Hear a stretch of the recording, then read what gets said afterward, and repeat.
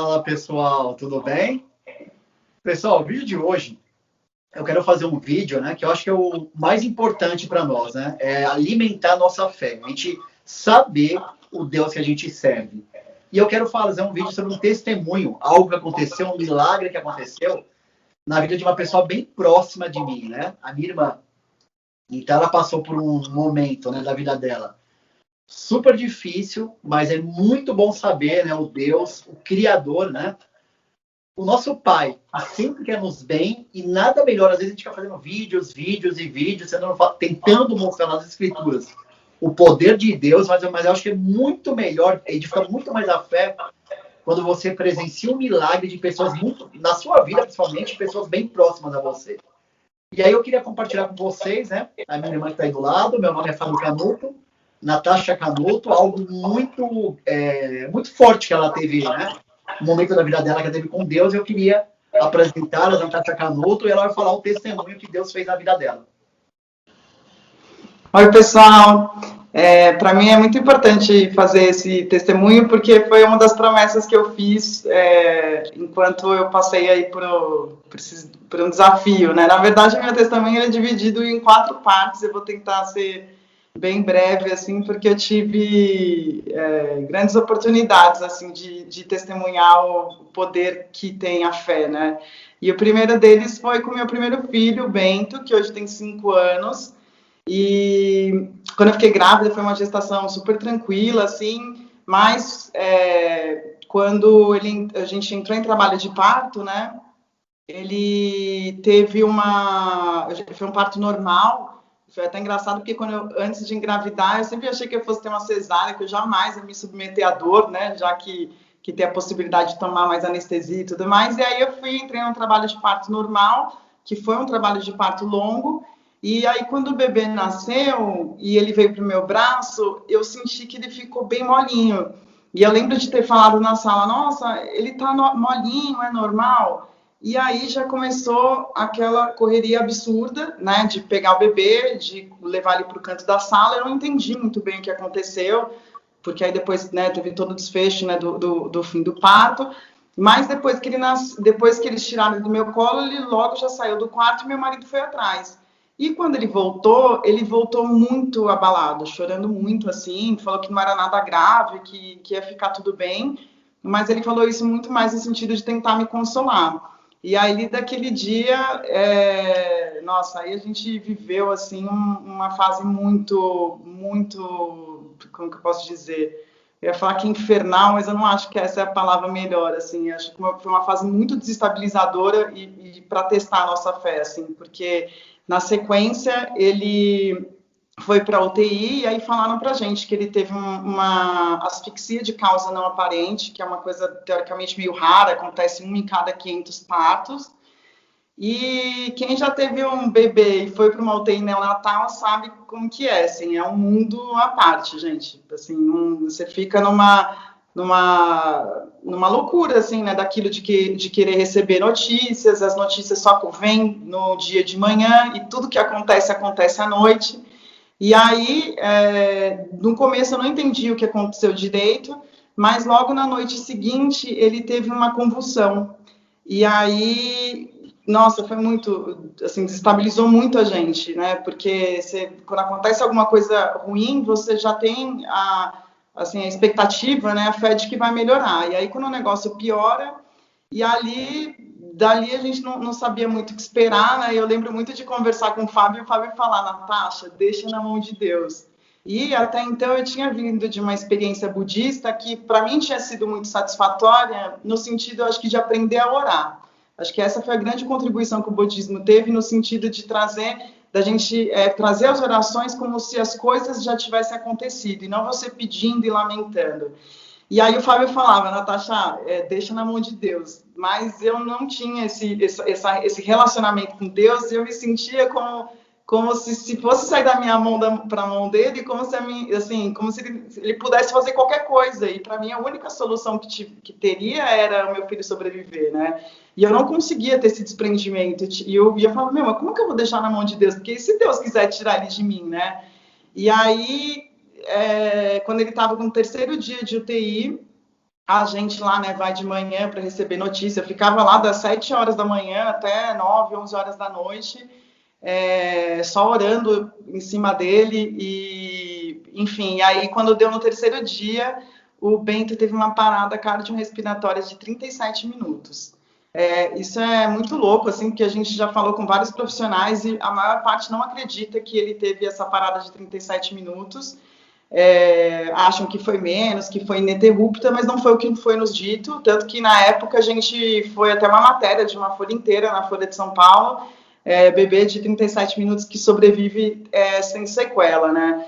Porque no dia que isso aconteceu, que ele teve a parada cardiorrespiratória, para mim, foi assim, eu encontrei assim o fundo do poço, porque a gente não sabia o que esperar e os médicos, como sempre, eles trazem a parte mais racional, né? Eles sempre trazem, olha, ele pode ficar, né, assim, em estado vegetativo, a gente não sabe quais são as sequelas que podem ter e não dão esperança nenhuma. E para mim foi muito desolador. E eu lembro que nesse dia nosso outro irmão, Bruno, passou no hospital para levar meu marido para almoçar. E aí eu aproveitei os 15 minutos que eu teria sozinha, porque eu estava sempre acompanhada. E aí fechei a porta do quarto, nossa, caí de joelho e chorei. Mas chorei, assim, lavei a alma.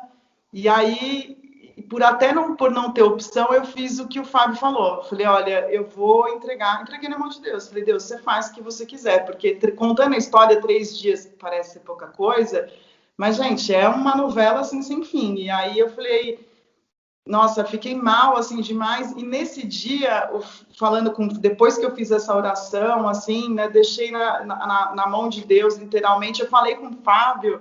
E aí o Fábio falou para mim de uma passagem que no dia ele tinha, né, Fábio, tirado a palavra na verdade foi o seguinte, eu lembro, para vocês entenderem o contexto, né? Hoje eu moro em São Paulo, a gente é de São Paulo, tudo, mas na época eu estava morando em Belo Horizonte, que é longe de São Paulo, né? E aí, tudo isso que aconteceu para a família, a gente, né, é uma família, tem total 4 irmãos, meus pais, e tá muito conversando entre a família, a situação era muito grave. E quando a Natasha me contou da gravidade e tudo, nas sequelas que podia ficar, que, né, um monte de coisa ruim, eu lembro que eu fui no quarto orar. Eu morava em BH, eu tinha um quarto lá meu de oração, né? E eu fui orar. E Deus deu no meu coração aquela passagem, Atos 16, que Paulo e Silas estavam na prisão. Eu orei a Deus e veio muito forte essa passagem no meu coração.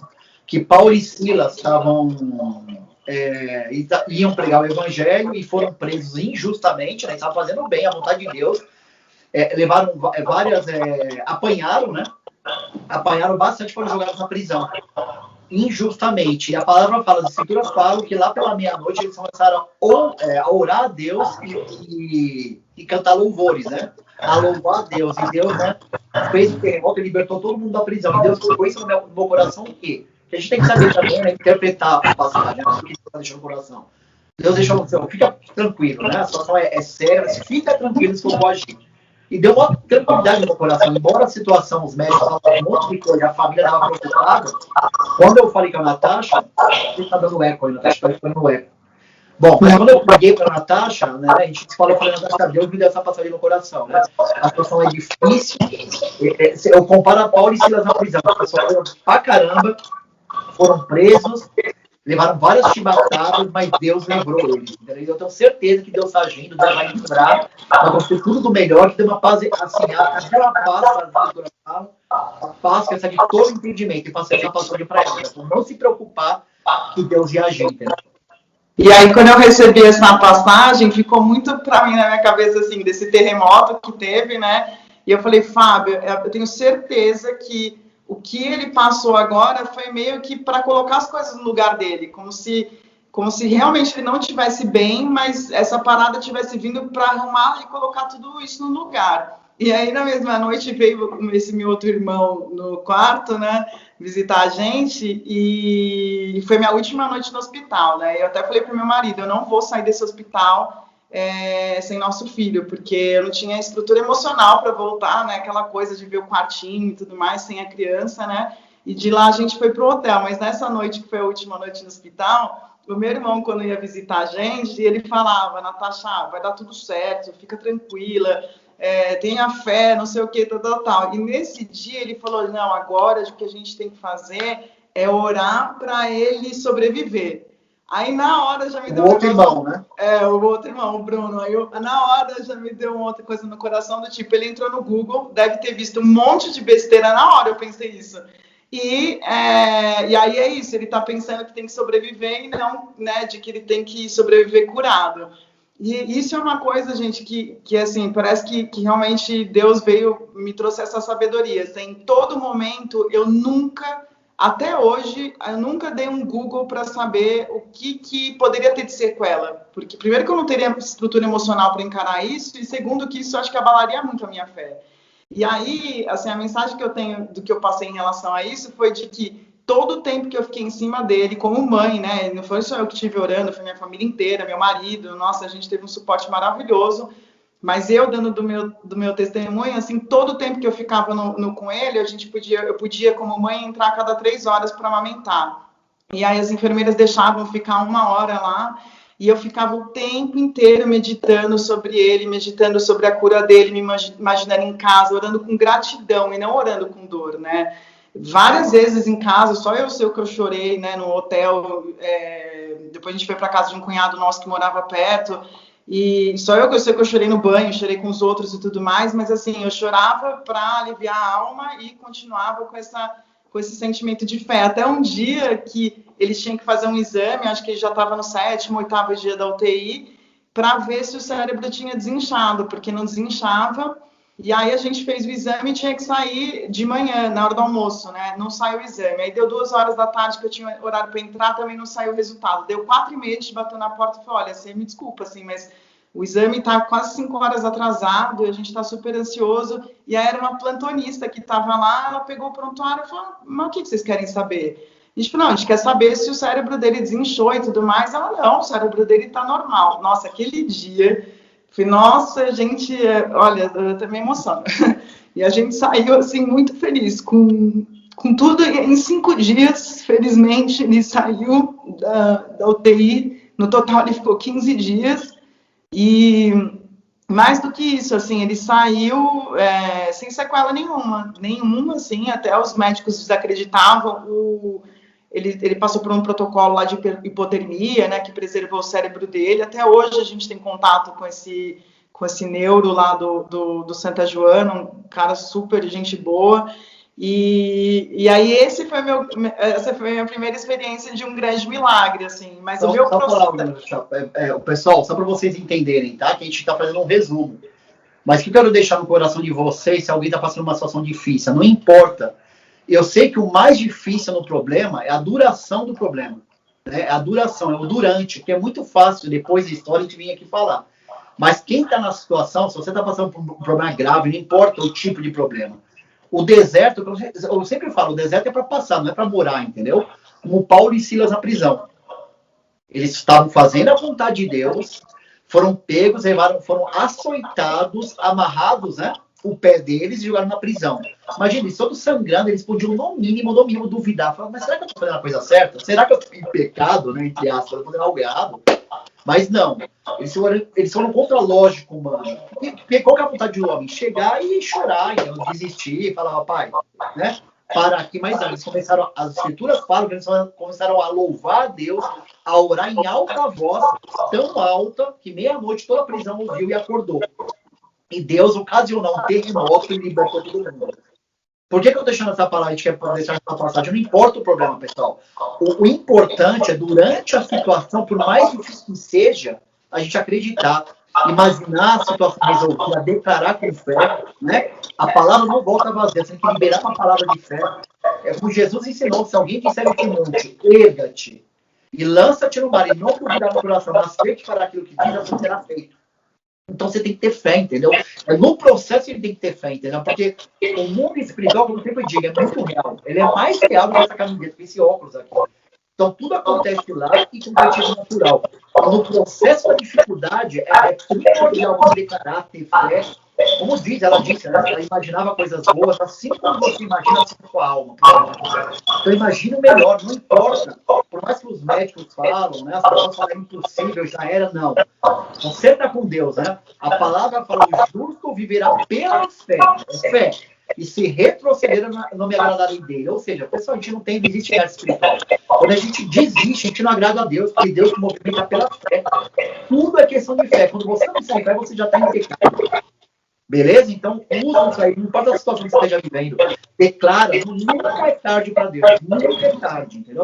Tem várias situações bíblicas, né, no Velho Testamento, no Novo Testamento, nas Escrituras se mostra o poder de Deus. Pessoas mortas, Jesus liberou, Lázaro, né? Jesus liberou a palavra, ele foi ressuscitado. Então não há impossível para Deus. Então, para a gente não ficar com um vídeo muito longo, ela fala de um outro testemunho, e é sempre nessa área de filhos, é impressionante. Impressionante. Eu estava aqui lembrando disso, falei, nossa, como que eu vou amarrar para explicar para as pessoas que eu vivenciei tanta coisa, assim, né? Mas ontem, quando a gente falou de gravar o vídeo, eu fiquei recapitulando as coisas e me veio isso mesmo, assim, que a fé é um processo de construção, né? Assim, por mais que eu tenha vivido essa coisa que foi muito intensa e muito, muito forte, acho que foi a soma de coisas que eu fui vivendo que me trouxe, acho que talvez a sabedoria que eu tenho agora para enfrentar, por exemplo, né, a situação que a gente está vivendo, por exemplo, de pandemia e tudo mais. Por tudo isso que passei, eu vou ser muito sincera, eu tive muita gratidão pelo que eu passei, porque, acima de tudo, o meu filho saiu, né, vivo, sem sequela nenhuma, e eu era uma puta do workaholic que trabalhava o dia inteiro, só pensava em trabalhar, e ter passado por isso me trouxe um sentimento de que, assim, me lembra aquele filme do Dogville, assim, que não tem parede, que não tem cenário, assim, parece que tudo caiu, eu falei, caramba, a vida é assim, né? E aí eu comecei a viver muito mais pelo amor e pela presença do que pelo sair vivendo esse ritmo louco que a gente tem, né? De ficar trabalhando pra caramba. Você vive o amanhã e não vive agora, né? Talvez se eu não tivesse passado por isso, eu não tivesse revisto a minha carreira para conseguir acompanhar o crescimento dos meus filhos. Então eu tive muita gratidão. Mas um ano depois a gente decidiu engravidar de novo e aí a gente conseguiu engravidar e quando a gente foi fazer o primeiro exame, o nosso bebê estava com descolamento da placenta, né? Do saco embrionário, na verdade. E aí, com tudo que eu tinha passado com o Bento, né, eu fiquei muito tranquila e tinha certeza que ia dar tudo certo. E fui tocando, né, a gestação, a gente descobriu isso nas primeiras semanas. Quando a gente foi fazer o exame, acho que de 10, 11 semanas, veio o baque. O bebê estava morto. E aí foi muito difícil para mim, muito difícil para mim. E eu acho que quem nunca perdeu um bebê assim pequeno não vai entender, porque quem está de fora acha que é só um embrião, né? O Fábio mesmo, né, que não acompanhou tanto, mas nossa, tinha até esquecido dessa situação. E para quem perde um bebê é um filho, não tem jeito, assim. E aí eu lembro que eu encontrei uma pessoa muito querida, assim, muito próxima, e ela falou, nossa, Nath, eu sei o que você está passando, eu já perdi um bebê também, e eu questionei muito Deus, e na hora que eu vi aquilo, nossa, para mim não fez sentido nenhum, porque apesar de eu ter ficado muito triste, muito abalada, dentro de mim, assim, se eu tivesse que falar pela voz da minha intuição, para mim foi o livramento. Então, assim, eu vivi aquele luto com a dor de ter perdido um filho, mas em momento nenhum eu questionei Deus por isso, porque, pelo menos para mim, a maternidade não faria sentido a qualquer custo, né? Eu queria um filho com saúde, um filho que a gente pudesse desfrutar em família, com amor. E, então, mesmo nessa situação que, às vezes, as coisas não são do jeito que a gente gostaria, assim, me deu um aprendizado de que a gente tem que se afastar da situação e não enfrentar a situação como se fosse, nossa, o que eu fiz para estar passando por isso, né? Talvez tenha a ver só com a existência do bebê, e a existência, né, esse negócio de tempo é muito relativo. Para Deus ele esteve ali, foi uma vida, né? Então, eu acho importante compartilhar isso, porque às vezes as coisas não conseguem sair do jeito que a gente acha que é o melhor. Mas isso não significa que não seja de Deus e que a gente tenha que se afastar dele. E aí, como se não bastasse, passou um ano que demorou, assim, levei um ano para conseguir digerir a perda desse bebê e conseguir ficar com a cabeça no lugar. A gente decidiu ter o terceiro filho. E aí, gente, como se não bastasse, começou a odisseia do terceiro filho, assim. E foi uma gestação muito difícil, porque quando eu fui fazer o primeiro exame morfológico, eu tive o descolamento de placenta de novo, e a mulher tentou consolar, falou, Natasha, o batimento dele tá ok, fica tranquila, não vai ser nada demais. Aí, beleza, né, de ficar lá com a fé, aí vou fazer o exame, né, de 12 semanas para ver se tem o ossinho nasal, não acharam o ossinho nasal. Aí vem a questão da probabilidade de ter alguma doença, né, de má formação, né. Aí fizemos os exames, começamos as orações e tudo mais, e nossa, eu fiquei muito desestabilizada, porque aí sim eu comecei a perguntar, falei, mas é normal, pô, terceiro filho, terceira gestação, e eu tô passando por isso, né? E aí passou, fiz os exames todos, quando foi dar, acho que umas, sei lá, 18 semanas de gestação, 20, fui num outro médico que minha pediatra, minha obstetra indicou, falou, Natasha, esse cara aqui, ele acha tudo, tudo. Pode ir nele que se não tiver ossinho, ou se tiver ossinho, ele vai te garantir. Quando a gente chega lá, tem um ossinho, mas aí a gente descobriu que o Joaquim estava num tamanho, assim, de 14 semanas, e ele era para ser um bebê de 20 semanas. E aí era um bebê extremamente pequeno, assim, com um desenvolvimento comprometido. E aí, nossa, aí começa a odisseia, assim, foi uma gravidez muito sofrida, e porque a gente fazia exames semanais e toda semana o médico fazia o papel dele de trazer de que ele tinha uma possibilidade de uma má formação, se a gente queria investigar essa má formação, porque além dele ser um bebê pequeno, ele tinha os dedos do pé, o penúltimo dedinho de cada pé flexionado, e tinha calcificação no fígado, que tinha a ver com vírus, e eu fiz uma série de testes de vírus e todos deram negativo. A gente até considerou que pudesse ser Zika vírus na época. E aí, nossa, aí assim, Fábio, coitado. O Fábio e o pastor Juliano, né, assim, foram as pessoas, assim, toda a família que a gente se ancorou. Quando deu 6 meses, me veio, assim, um estalo de, né, assim, até por pressão da família, meu, sai dessa, esquece isso, vai curtir sua gestação, porque isso é uma questão de probabilidade, ele tá fazendo, né, o papel dele e tudo mais. E aí, quando eu tava com 6 meses, gente, aconteceu uma coisa muito louca. Eu tava dormindo, toda noite eu fazia as minhas orações, assim, orando em gratidão, manifestando. E desde o começo, assim, a partir dessa 20ª semana, o médico dava a entender que toda semana era, assim, Natasha, não dá para comemorar com nada, assim, toda semana era a alegria dele estar vivo por mais uma semana. E aí, chegou no momento, assim, todos os dias eu fazendo oração, e um dia eu acordo à noite, vendo, assim, escrito, Êxodos, acho que era 6:11, 11:6, assim, eu já não lembro mais, até eu tentei recapitular minha conversa com o Fábio, e eu falei, gente, vai vir uma palavra escrita, né, creia, que continue orando, que você vai alcançar, né, os seus objetivos, e não tem nada a ver, né, Fábio, era uma passagem, assim, que não tinha relação nenhuma com a doença em si ou com a cura em si, né? O que fala Êxodos mesmo, Fábio? Acho que é melhor você. Não, é aquela passagem que, se for isso que você falou, aquela passagem que Moisés tenta libertar os hebreus do Egito, né? Ele tá negociando com o faraó, ele falou, não deixava ele libertar. É isso mesmo. E aí o Fábio falou, Natasha, a tradução que vem disso é de que você tem que né, assim, sair dessa coisa mundana do mundo e se entregar, né, para a crença, né, para Cristo, para Jesus. E aí me deu um estalo, eu falei, quer saber? Aí eu cheguei para o médico e falei, olha, você me desculpa, você não tem como fechar o diagnóstico do meu filho com exame nenhum. E eu tenho um testemunho de fé dentro da minha casa que eu não posso ignorar.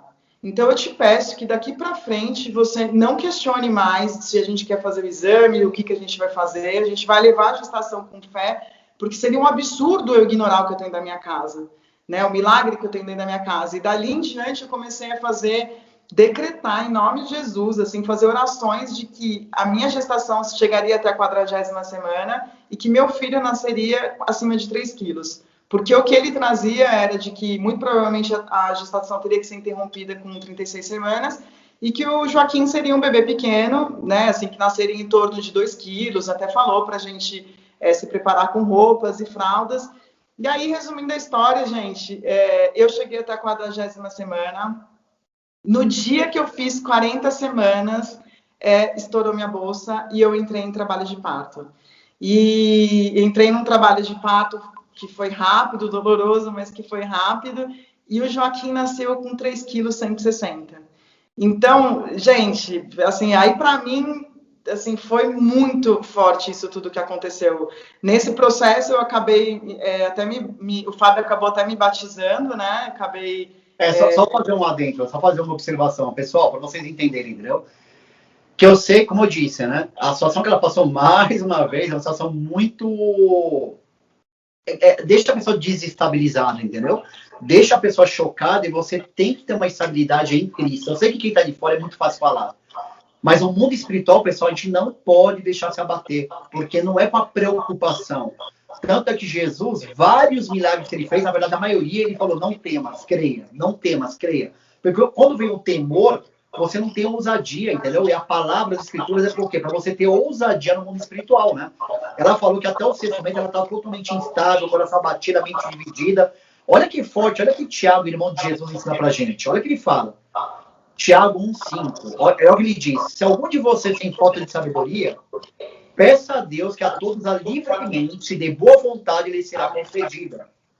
Peça, porém, com fé, sem duvidar, pois aquele que duvida, ou seja, que está instável, né, tá receioso, não está certo, aquele que duvida é semelhante à onda do mar, levada e agitada pelo vento. Não pense tal homem que receberá alguma coisa de Deus. É alguém que tem medida em estado de Pessoal, você pode ir para pensar e falar, nossa, mas como Deus é rígido, né? Como Deus, meu Deus, que pai é rígido é esse? Não, mas por quê, pessoal? Porque se a gente está instável, se a gente está chateado, se a gente está desacreditado, se a gente está acuado, a nossa fé não tem que ir para frente. Porque quando Jesus falou naquela cruz, está consumado, acabou. Nós recebemos o Espírito dentro da gente, a gente tem que ter ousadia. Porque a cura, a libertação já é nossa, mas é pela fé, entendeu? Por isso que esses testemunhos servem para a gente elevar a nossa fé. E, infelizmente, o mundo, o sistema lá fora, você está mal, chorando, o pessoal vai passar a mão na sua cabeça, né, seja o que Deus quiser. Não. A vontade de Deus, segundo a Escritura, já é o melhor. A vontade de Deus já é a cura. Deus quer isso. Seja o que Deus quiser, ele já quer a sua cura. Né? Depois eu vou falar. O mundo tereis tribulações. Eu sei, né? O mundo tereis aflições, Jesus falou. Mas tudo de bom ânimo, vencer o mundo. Tem coisas que eu sempre falo, a gente vai passar por perseguição, ridicularização pelo evangelho, as pessoas perseguindo nossos valores. Tudo bem, isso aí está na escritura, ok.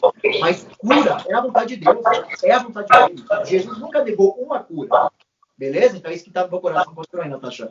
Não, mas eu acho que o que eu sinto, assim, é que eu posso falar até por ser recém-cristã, assim, nunca duvidei de Cristo, mas nunca fui praticante, né? E eu acho que assim, o que eu sinto, que eu posso dizer, assim, é que às vezes o choro vem, a vontade de chorar vem um pouco de desespero.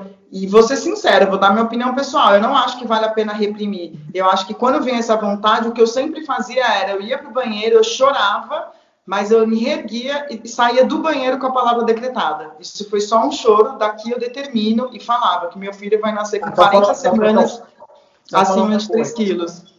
Uma coisa importante, é lógico que a alma vai se abater, né? Como diz Davi dizia para ele, né? Aquieta a minha alma. Né? Porque a alma é muito instável, a gente fica emocionado, a gente fica enduro, ok. Como diz nas escrituras também, o choro pode durar uma noite, mas a alegria vem pela manhã. Então a gente tem que acreditar em Deus. A gente vai ficar chateado que a gente é uma, né? A gente tem uma alma, né? A gente fica chateado. Jesus chorou, né? Antes de ressuscitar Lázaro, ele chorou. Mas o que a gente tem que ter? Fé que Deus quer o melhor, Deus quer a cura, Deus quer a libertação, Deus quer do melhor. Né? O mundo jaz o maligno, mas ele já venceu esse sistema maligno para aqueles que creem. Aí, Natasha, acho legal você falar também, no dia que você foi lá, ela foi na igreja, né? Que eu congrego. E fala o que aconteceu, né? Até o essa coisas grandes, né? Então, aí pra mim, e assim, é isso, e pra mim o que fecha o maior, assim, pra mim a cerejinha do bolo, assim, do meu testemunho, é que aí depois que o Joaquim nasceu, deu 3 meses, a gente foi levá-lo, né, lá pro culto, para apresentar, né, o Joaquim, a história dele, até para agradecer, porque, nossa, foram muitas pessoas, assim, envolvidas em todo esse processo de oração. E aí, quando a gente chegou lá, eu tava com muito torcicolo e dor de cabeça, porque quem amamenta sabe, né, que à noite a cabeça fica pendurada. E aí eu cheguei lá e o pastor falou, olha, alguém quer oração? Eu falei, gente, não vou pedir oração. Imagina, fiquei, sei lá, 6 meses lá dentro daquela igreja pedindo oração pelo meu filho, vou pedir uma oração por dor de cabeça, né? Isso não é nada. E aí, nesse dia, até uma mulher não conseguia levantar o braço, né, Fábio? Não sei se você lembra. Aí o pastor foi, fez oração nela, ela conseguiu levantar o braço, e eu só olhando. Aí, no fim do culto, eu falei pro Fábio, falei, putz, eu tô com uma dor de cabeça e no pescoço que não passa. Aí eu falei, por que você não pediu oração? Eu falei, Fábio, pô, pelo amor de Deus, os caras orando por mim 6 meses, agora eu vou orar pela minha cabeça. Aí o Fábio falou assim, Natasha, não tem essa de pequeno ou grande problema. Toda situação é uma oportunidade de você testar, né, e reforçar a sua fé. E aí ele foi, chamou o pastor, e aí os dois vieram orar, e aí, gente, olha como eu sou ridícula, eu já tinha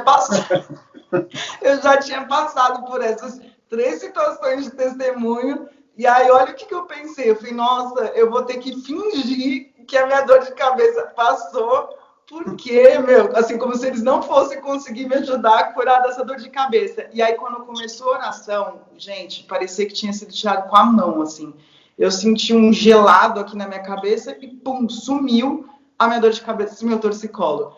Eu senti, olha, sem brincadeira, eu senti que foi uma coisa besta que precisava acontecer, porque de tanto que a gente, assim, eu conto essas histórias que eu tô passando, e que eu passei, e algumas pessoas falam, mas isso não é milagre, né? Isso foi, sei lá, né, a medicina. Eu não me importo o que as pessoas falam, porque só eu sei o que eu vivi, só eu sei o que a fé me serviu como fortaleza para eu conseguir, né, suportar tudo isso, passar por isso e estar aqui de uma forma grata, né? Eu não tô aqui assim, né, do tipo, eu conheço pessoas que passaram por situações parecidas com as minhas e não quiseram ter outros filhos, porque de fato é traumatizante, mas a minha perspectiva em relação a esses problemas foi de gratidão, porque elas me deixaram como ser humano muito melhor, né, assim, como mãe, então, assim, acho que eu tô longe de ser uma mãe exemplar, mas assim, perto do que a gente veio de uma geração que a gente não foi criada para ser mãe, né? Então, se eu não tivesse passado por isso, com certeza eu teria sido até um pouco pior do que eu me julgo hoje. Então, eu tenho muita gratidão por tudo que eu passei, por toda essa situação. E se não fosse a fé, eu não sei se eu não sairia muito mais traumatizada do que grata, né? Então, e eu vou só comentar uma coisa que o Juliano falou, né? O pastor Juliano uma vez falou, que, gente, é muito verdadeira, né? A gente tem uma coisa meio de São Tomé, assim, né? De querer vir para quê? E aí, como se a gente ficasse esperando o problema aparecer na nossa vida para a gente poder provar, né, da cura e do milagre para conseguir vivenciar isso. E, gente, assim, o melhor milagre é não passar por nada disso. Né? A gente deveria ter gratidão todos os dias por não ter um problema de saúde, por não ter, né, passar por nenhum problema de violência, por ter abundância. Então, assim, o que eu queria também deixar de mensagem é isso, assim, não espere você vivenciar um problema para você acreditar, né, que existe a possibilidade de transformação da sua vida pela fé. Porque se o meu testemunho não for suficiente, né, porque eu sou pelo menos contemporânea, né, Jesus já tem mais de 2000 anos e talvez as pessoas, né, sempre tem muita gente que descrê, porque a Bíblia foi alterada, né, então assim, se os testemunhos recentes que a gente tem para contar não tocam, ou se tocam, olha o que tem na Bíblia de testemunho, né, então assim, não espera o problema, assim, ter que ter um problema na sua vida para você testemunhar, para você começar a exercer a fé, né, porque, não, gente, é transformador, assim, se eu não tivesse passado por tudo isso... As escrituras falam que tudo contribui para o bem daqueles que amam a Deus. Tudo, pessoal, contribui para o bem. Às vezes, uma situação de mal faz ela, né? Nesse processo todo, a minha irmã, a família dela, né, se entregaram para Jesus, né? Porque eu creio nele, ele é o único e suficiente Salvador. Então, tudo contribui para o bem, né? Que ela falou, né? Foi escrito há 2000 anos atrás. A palavra fala também, as escrituras falam que Jesus é mesmo ontem, hoje e eternamente. Pessoal, vale a pena, entendeu? E outra coisa que eu achei interessante, para vocês entenderem o contexto, ela falou que foi na igreja, né? Ela congregava na igreja, o Juliano, no caso, é o pastor dessa igreja, o pastor local, né? Mas não tem essa, não é? Nós somos templo de espírito, você pode ser curado a qualquer momento. Eu tenho um vídeo aí que eu vou deixar no canal do vídeo, fala musculação, fé é igual musculação. Pessoal, a fé é para ser exercitada. Eu sempre falo isso, a fé, desde uma cura, né? Eu vou pegar situações extremas, desde o filho dela que foi praticamente ressuscitado, o Bento, né? Ficou mais de meia hora em parada cardíaca, até uma dor de cabeça. Deus, isso eu não tenho dúvida, eu quero deixar isso no coração. A gente vai ter aflições nesse mundo. Eu vejo dificuldades que a gente vai sofrer como filho, é perseguição pelo evangelho. E só vai piorar a partir de agora. Por politicamente correto, por toda a cultura desse mundo mundana, pela falta de temor a Deus, entendeu? Só vai piorar. Então isso a gente vai ser perseguido pelo evangelho. Ok. Agora, doença não faz sentido, entendeu? Porque a palavra é muito clara. Ele já levou todas as dores e enfermidades da cruz do Calvário, né? Pelas suas feridas, Jesus, eu fui curado. Então, eu não negocio com uma situação dessa. Quando é doença, ele tem que ser curado, porque essa já é vontade de Deus. Então, perfeito, a gente vai ter, entendeu? Então, fique com Deus, não largue a mão, entendeu? Que o mais importante, eu vejo na minha visão, para fechar o vídeo, é o que? A salvação. Eu tenho um vídeo falando sobre isso também. A palavra salvação, no grego, é sozo. Quando você entrega a vida para Jesus, quando você tem uma vida com Jesus, né? Quando você anda na palavra dele, você não é só salvo. A palavra sozo quer dizer salvação, cura, libertação, paz, prosperidade, é tudo, entendeu? Porque essa é a vontade do Pai para os seus filhos, entendeu? Então, vale a pena seguir a palavra, né? Seguir as escrituras. Por isso eu falo, todos os vídeos das escrituras, o que nos liberta é a palavra. E Jesus falou uma certa vez, se vocês permanecerem em mim, e as minhas palavras, as escrituras, permanecerem em vocês, pedirão o que quiserem, assim será concedido. O meu Pai, Deus, é glorificado pelo fato de darem muitos frutos, de dar muito fruto. E assim serão meus discípulos. O que ele está dizendo? Pessoal, eu quero fazer muito por vocês, muito. Porque quem glorificado não é você, é o Pai. Mas como? Na palavra dele. Tem que permanecer na palavra. Ele vem pela palavra. Ele não vai nunca se preocupar com o que a TV diz, o que a mídia diz, o que as revistas dizem. Não, é a palavra. E o resto, a gente vai viver pela fé. Beleza, pessoal? Esse é um testemunho. Bom, só sabe quem passou por ele, né? Mas espero ter sido edificado a fé de vocês, né? E tamo junto aí. Segue o canal. Quer falar alguma coisa, Natasha? Não, acho que é só isso mesmo. Acho que a fé ela se constrói. Você até brinca, né? Que às vezes você faz oração para achar vaga do carro. E eu acho que é verdadeiro isso. É uma motivação. Estou no trânsito, por exemplo, no Bom Retiro, Braz, né? Vou lá, começa a orar a Deus e acontece, porque não é que você ora por coisa tão boba, pessoal. A oração é para essa vida. Na próxima vida, no Apocalipse diz que no mundo vindouro a gente não vai ter choro, não vai ter preocupação, não vai ter doença. Então a oração é para que agora. Depois a gente vai estar tete a tete com o Pai. Então é que a oração é para essa vida. Desde uma simples dor de cabeça, desde uma vaga de carro, até uma cura de uma AIDS, a cura de um câncer, qualquer coisa, entendeu? Sim, é só isso. Acho que a gente tem que desafiar para fortalecer a fé e não ficar esperando grandes problemas aí para tentar edificar, né? Mas é isso. Obrigada aí pela possibilidade de compartilhar o testemunho. Beleza, pessoal. Foi muito bom. Tamo juntos aí. Segue, põe as notificações aí, né? Para saber quando sair vídeo novo. Faça bastante comentários, que quanto mais comentários vocês fazem, mais o canal tem relevância e mais pessoas conhecem, né? O poder, as escrituras, né? O amor de Deus. Beleza? Tá tudo, pessoal. Tá tudo nas escrituras. Tá bom? Tem um dia top na prática das escrituras. Valeu!